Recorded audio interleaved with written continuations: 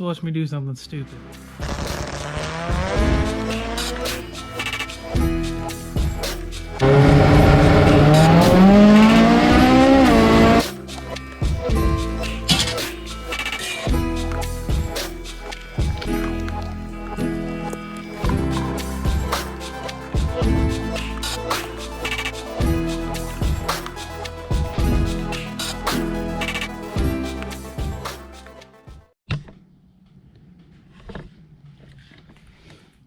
Welcome back to CSM TV, and we're back.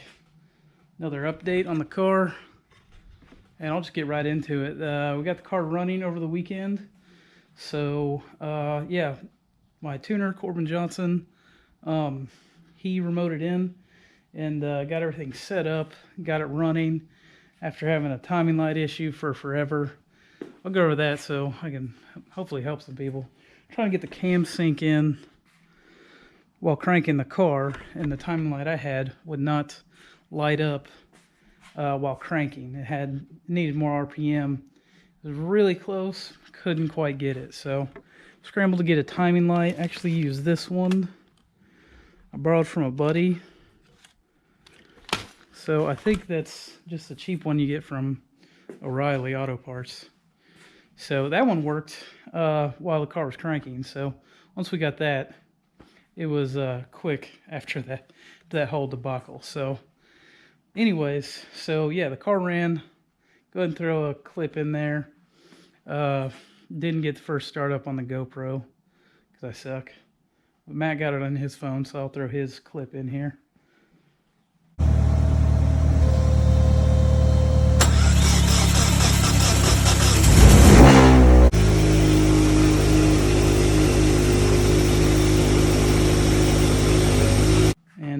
We also did find a few fuel leaks. So yeah, I've been trying to fix those. Take a look. You can see that. Hang on. Yeah, that's not supposed to be folded over. Here's a good view.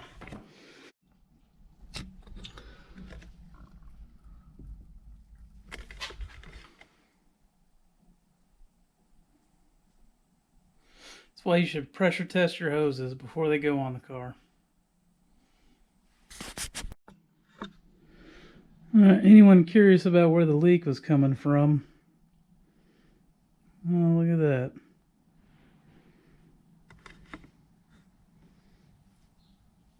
Well, got to redo it, so it happens. So, moral of the story, get a test kit and test them before they go in.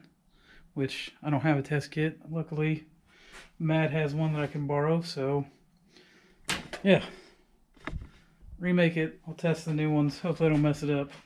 Because I got just enough line to remake this guy. And then we'll be back in business, hopefully. If I don't fuck it up again. So yeah, got some parts coming. We'll be here next day, so I will throw those on, redo the 2 fuel lines that were leaking, and get that done. And then for now, need to do is recover everything on the harness that needs to be done. All these little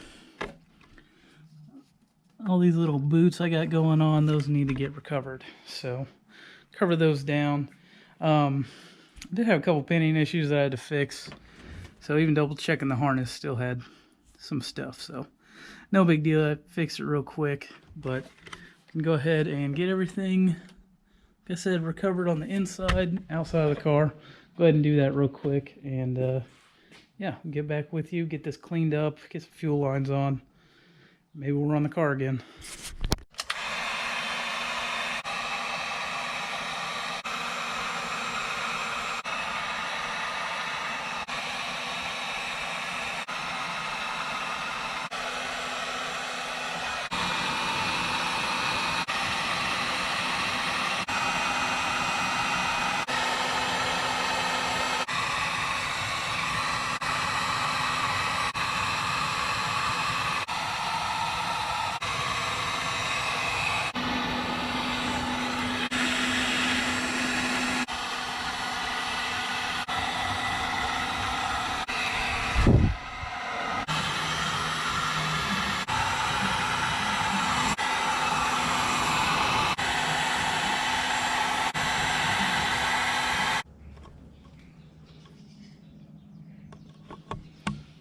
quick update.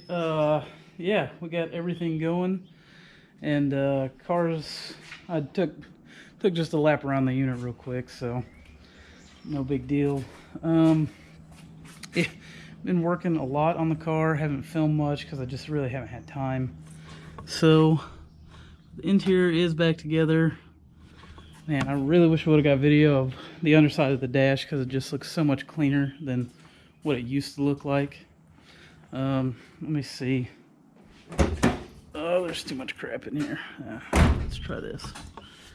So everything is in there. I still haven't recovered that heat shrink.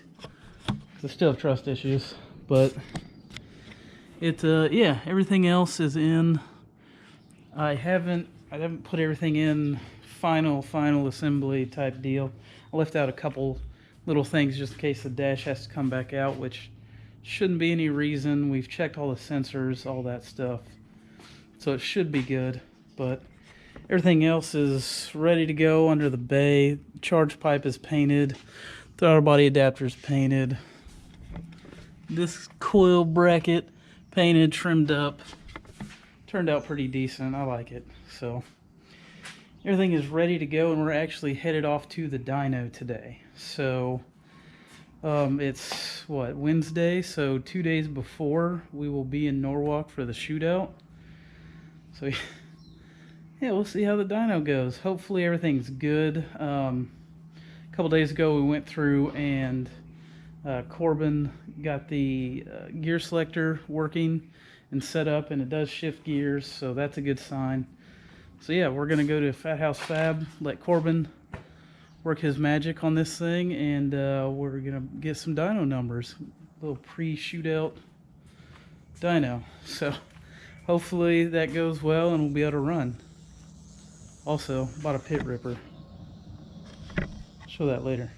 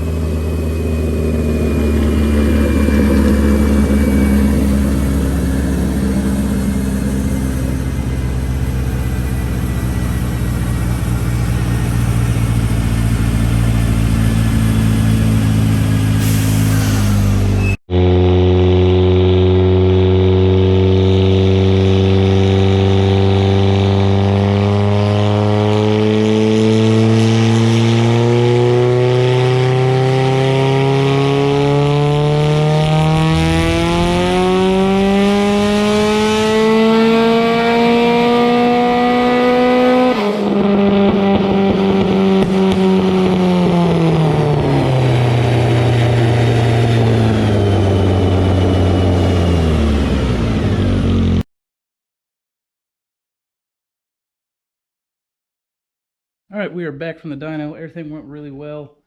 Didn't have to work on the car, which was really my main goal. The car didn't blow up, which is a secondary goal. It drove on the trailer just fine. Everything went really well, actually. Didn't have to mess with it. Could just let Corbin just kind of work his magic and do all that stuff. So kept it conservative at like 30 psi. I mean, it has the same stock bottom end that's been in the car for 13 years, so no need to push it. I don't really care about the dyno numbers too much. Really just use it as a tuning tool. It's cool to see numbers, but I'd rather just keep it in one piece. And the trans is basically, an auto trans has been in here with in clutches and a shift kit. It's the same one for 3 years or something. So no need to push it and push my luck on it just to get a dyno number. So I'm happy with it. It's like 30 psi.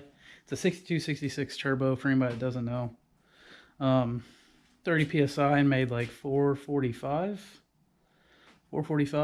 So last time I was there, the 35R I made 556 with the 35R and a little bit different setup. That was on DSM Link and probably more PSI on the turbo and a few other things. But anyways, she's about ready. Got a couple interior things to put together. Just finishing touches so it doesn't look totally jank. I gotta put the slicks on and then load it up. I think that's it. Then I gotta load a whole bunch of other crap that we're taking with us. I grabbed the pit ripper. Picked up the old Roll Kang Coleman BT 200X. So I don't have to walk around the pits in the heat. I can just hit bangers. Maybe pop some wheelies. Just joking. I'm not good on two wheels, so I won't be doing that. So yeah, get all packed up, but that'll probably do it for this episode. Next episode will be shootout stuff. So yeah, we'll see you on the next one.